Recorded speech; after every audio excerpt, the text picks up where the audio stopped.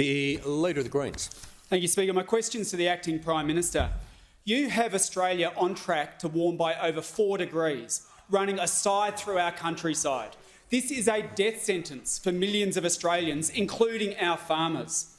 Why are you doing everything in your power to make droughts and bushfires and extreme weather worse, ripping apart our country's social fabric?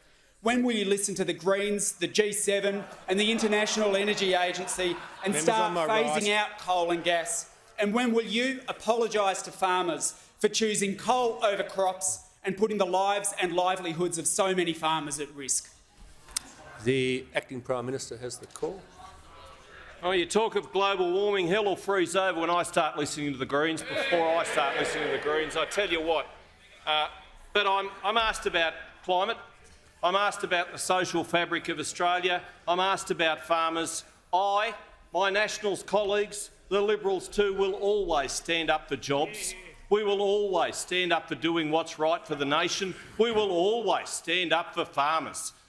I'm the son of a generational farming family, and how dare you, member for Melbourne, come into this place and dare question my support for farmers. I will always stick up for those primary producers who put food, who put fibre onto the tables and into the wardrobes of people such as the member for Melbourne. Indeed, Mr Speaker, we will always do what's right for Australian households and factories and farms, but we will do it in a practical and sensible way. We will do it so that our Australians will not have to pay higher prices Acting for Prime Minister, you just pause for a second. I've asked the member for Moreton to leave Understanding Order 94A.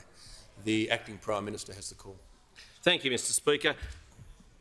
We, as coalition members, want to make sure that there is a manufacturing base in Australia, and in fact not just a base, but something that we can grow and expand on, and that's what we are doing.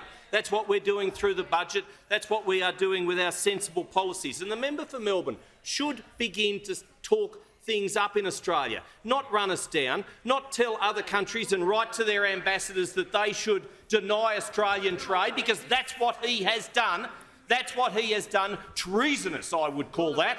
Absolute traitor to Australia. Deputy Prime Minister has to withdraw that. You have to withdraw that. I withdraw that, but he should not. He should not write to Australia's ambassadors to Australia and urge them to tell their countries not to trade with Australia. That is, I'm sorry, a disgrace. Our emissions are already at record lows. He should be spruiking that to the world stage. He should be. We had the highest take-up rate of rooftop solar per capita. And I'm pleased to say that, being a regional member, regional Australia is playing the leading role in that we make sure that we have lower emissions. But we will always protect those resources industry workers. We will. I know the member for Hunter will. I'm not so sure too many others on that. Maybe the member for Patterson will indeed too. But we all do on this side. Support those brave resources workers, those people who get on high-vis, those people who put on a hard hat with a torch on the front and go down and dig up the resources that make for a better Australia, a more prosperous Australia. And look, ambition is important, but action and outcomes are what matter, and our track record is something of which all Australians should be proud when it comes to climate action, when it comes to lowering emissions and when it comes to doing what's right for this nation.